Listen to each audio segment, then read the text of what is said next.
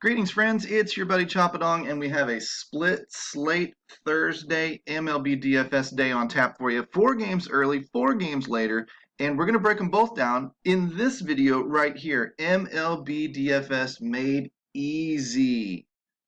That's the deal. We're not going to complicate things. Easy. So follow me inside. But first, before you're there, obviously, like, subscribe the video, comment. I'll probably comment back. Join DFSArmy.com, the sponsor to this little bitty podcast.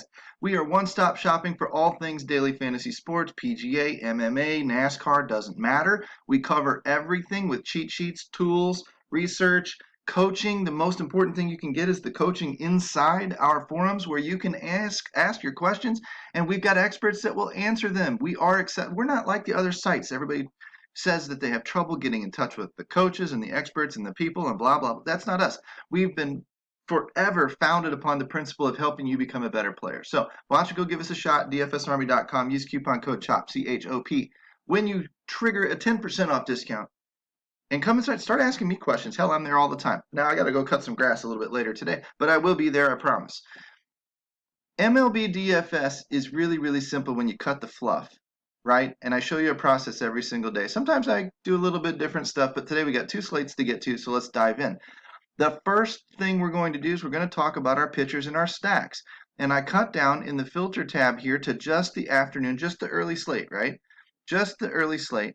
And once I do that, I come over here to Chop Shop. I sort by K-score. Now, on a day like today, you're not going to get a lot of options. There just aren't a lot of options out there. Sometimes you're going to have to take the best from a pretty darn dirty pool, and just roll with it. In this case, Kramer, Miley, Herman, whatever, are kind of at the top of that list. I look for a number of 500. I'm not seeing anybody really over that. Certainly no 600s like we find on the bigger slates. Why? There just aren't any really super strong matchups out there today, right? You might not trust Dean Kramer. I don't blame you. But he might be the most upside on this particular slate. That doesn't mean Joe Ross can't go off. It just means that on paper, if we ran this slate 100 times, Dean Kramer probably has the most strikeouts. He may give up the most runs too. I mean, that all remains to be seen. And that's what any kind of deeper digging that you need to do will determine. But in terms of pure strikeouts, strikeouts are king in DFS. This is a good place to start your research. Start looking into those 2 or 3 guys. Another thing I will do is I will take the chalky 4 or 5 pitchers and I will just run them. I'll cut my list. If you didn't make the list, Rich Hill, you didn't make the list. And then most of the time, the best pitchers on the slate, the winning pitchers on the slate are coming out of that higher ownership, the chalk. The low owned stuff usually comes out of your stacks. And where are your stacks? Your stacks are usually W scored. Sort that number by descending, and now I'm looking for big WOBA matchups. A big offense that hits for high WOBA going up against a pitcher that tends to be a little leaky, and there's Dean Kramer at the top of that list too. So boom or bust. You could get a lot of strikeouts, you could give up a lot of runs. That might all negate itself and give you a mediocre day, but if he can somehow limit the runs, he might strike a bunch of people out and be one of the winning pitchers in the day. You just don't know. And on a short slate like today, it's going to be a gamble, period. End of story. Okay, so understand that going in, so that when you close your eyes and you look at 5 or 6 o'clock this evening at the early slate stuff, you don't get surprised when you go, "Oh man, that Choppadong doesn't know shit." No, I'm just pointing out the numbers to you. I don't know what's going to happen either. If I knew what was going to happen, I wouldn't be making this video. I'd be selling you books and I'd be making a ton of money as freaking lottery prediction machine type guy, right? That's not my deal. So W score and stacks. We slide over here. The team that the pitcher pitches for, we want the bats against them. Looks like Washington and Chicago Cubs has a chance to be a shootout. Tampa Bay, Cincinnati, these are good stacks to key on. Something like top 3, 4, 5 teams. And you may want to fade some ownership. Maybe one of these teams comes up chalky. You may want to eat it. Totally up to you, right? So that's the stuff that we talk about in deeper strategy inside our VIP forums. But in terms of just surface research, this is as good a start as any. Trends tab. Here's your hottest hitters on the slate. That's not a very big list. But again, we don't have a lot of choices. What I did was I sorted the 7-day numbers by $3.99 or better and the ISO numbers by 199 or better to get 400 and above, 200 and above in WOBA and ISO respectively. 7-day numbers. I want small samples. I want every day to be on the hottest hitter and off the coldest hitter and whatever. And if you fall off my list, you're dead to me until you come back onto my list. That's how I play. You can use 14-day for a little bit more proven hitter streak, if you will. You can use 30-day numbers for a little bit steadier hitter. Whatever you want to do is fine. I like to ride the lightning, man, up and down, up and down. Baseball's volatile. I land on guys that nobody else has picked up on yet. I get on them early, and if they continue their hot streak, great. Sometimes I chase my tail for weeks at a time, and it just never quite, everybody that I get on cools off the day I pick them, right? Who's been there? Who's lived there? We all have, right? But the point is, eventually that does work too, and it gets hot again. If you use the same system day after day after day after day, and let the variance come and go through you, you're the one that's standing still. You're the one that's not changing. The good luck and the bad luck will miss you. It will hit you. It will miss you. It will hit you. It'll come and go. And that's all you're trying to do. You're trying to find a method where it hits you more often than it misses you, if that's possible. And then you just sit down with your mouth open and let it rain. Some of it's going to fall in your mouth eventually. That's just the way it goes. Now, your hottest hitters on this slate, as you can see, and I try to explain stuff to you. So, I mean, I could run through this list in like 3 minutes, probably both slates. That's the research that you can do. That's how quickly you can do this thing. But when you're looking at the actual teams, you've got Mancini. Do you have a good night last night? Magically, he's on the list today. Ian Happ, Javier Baez, Nick Castellanos, Aaron Judge, Dickerson, A-Dick Dong, whatever you want to call him, Duggar, Arozarena, Choi, he hit 2 bombs last night, right? Meadows, Wendell, Kiermaier. Look at the Tampa Bay bats. Tell me they haven't been hot lately. That's a team to watch out for. So is Washington. So, okay, Tampa Bay against Baltimore. Baltimore's pitcher, if we go back to that pitcher tab, Baltimore's pitchers up here towards the top. Oh, it's Dean Kramer. Dean Kramer might be in a lot of trouble today, right? Which, again, for baseball tournaments makes a lot of sense. I can stack him. I can use him in some lineups, and if he has a good day, everybody's going to be chasing Tampa Bay's hotness, and maybe I got some leverage there. But vice versa, I can get on the Tampa Bay chalk, and I can fade Dean Kramer, and then I can get different somewhere else in my lineup, and maybe get leverage there. That's how the West was won, my friends. You've got to run multiple. That's why I'm not a big one lineup guy. I want to run lots of different options. Why? I want to be able to watch TV in the afternoon or in the evening, sit back with a beer, and see a guy have a big night and go, yay, I've got him somewhere.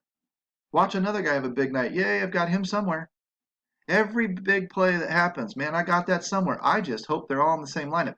And then I play just a devil's game with myself. I don't look until like the 7th inning of the late games. I don't even look. You can text me, you can tweet me, you can whatever. I don't even know where I stand. Are you ahead? Are you behind? I have no flipping idea.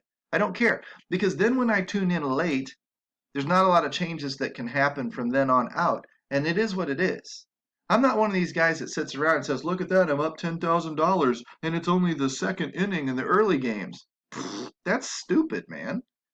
You just set yourself up for failure. But if I tune in the 7th or 8th game of the late games when 90% of the slate is finished, I'm pretty good to go.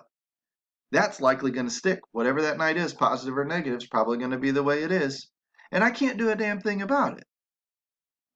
That's easier on my mind. But I like watching baseball games as a fan and just going, oh, look, I got that guy somewhere. Oh, look, I got that stack somewhere. Oh, look, that pitcher had a good night. I think I had him somewhere. It lets me enjoy the games as a fan better than if I'm sitting there always nose deep in my phone. Oh no, I lost $30. Oh no, I gained $45. Whatever. No, man, that is stressful. That puts me on the shitter, gives me gray hairs, and then my gray hairs fall out. It's just not a way to live. Get away from that. If you do that, maybe that's your rush and that's fun and that's what you're here for. I think you're crazy. Now, evening slate, super easy. Like I said, we're going to talk a little bit on these videos because we got some time to fill. All I got to do is deselect all and come back and hit those evening games, and that should be 4 more games. And look at that. Whoop! Brand new slate of pitchers. I come back over here, sort by that K score again. Now I've got my pitchers. A little better numbers, 552, 522, Velasquez. That's not wrong. Will Smith probably 500. So we're again, we've got one good guy in Velasquez, but we all should know that Velasquez can be a little bit dangerous. And then down here, we got a lot of also-rans. So again, you're going to do the same thing. You're going to understand that it's going to be volatile, that you just don't have a lot to pick from, that even though there's 8 pitchers on the slate, you're still throwing a damn dart. And what you're going to do is you're going to focus on those 3, 4, 5 higher owned pitchers on the slate, knowing that most of the time the winning pitchers are coming out of those guys, that list. And you're just going to roster them and then worry about your stacks. And when you worry about your stacks, you come down here to the WOBA score again, and you look at who's pitching and look, oh, Atlanta popular, Boston popular, LA popular, Arizona might be a shootout because there's 2 more higher W score guys again facing off, right? And these are probably the stacks that you're looking at. Again, it doesn't have to be hard. Everybody overthinks this stuff. Everybody overthinks this stuff. We go back to the trends, and now I take my time off, and I deselect, and I check back the late games. Boink. And now my same list with my filtered 400 and 300 is still a short list because it's also only 4 games. What do you do if you want to broaden that list? You come over here and you take your WOBA number and you expand it. Instead of 399, maybe you do 375. And the list grows a little. It didn't grow by much. If I want it to grow a little bit more, maybe I do 360.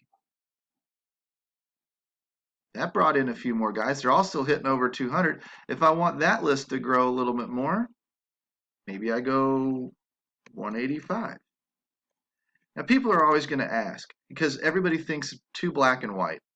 Everybody's going to, oh, it didn't grow at all. Everybody's going to say, well, how do you choose these numbers? I close my eyes and pick, man.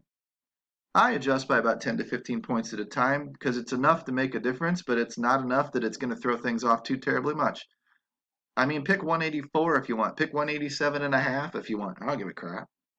Just pick a number and stick with it day to day to day. What I'm trying to do is get this list to about, on a shorter slate, 15 to 20 names. On a bigger slate, 20 to 40 names. If it's 25 one day and it's 34 another day, I don't give a crap. I'm not going to get hung up on that little bitty stuff because baseball is such an imperfect game. This is not going to make or break me. It's going to help me build better lineups. But just because, I mean, if I choose 185 or 187, it might actually leave the magical guy off the list. What did I learn from that? I should go to 183 every day from now on? No. I got unlucky. That's what happened. Guess who else got unlucky? The hitter that yanked one 2 feet foul and then chopped one back to the pitcher in the next swing. Right? That was an 18-point swing for you, an out versus a home run. I mean, it happens, man. It's baseball. So quick review on these trendy batters. I mean, if you loosen up your requirements a little bit, this is what you're going to land on.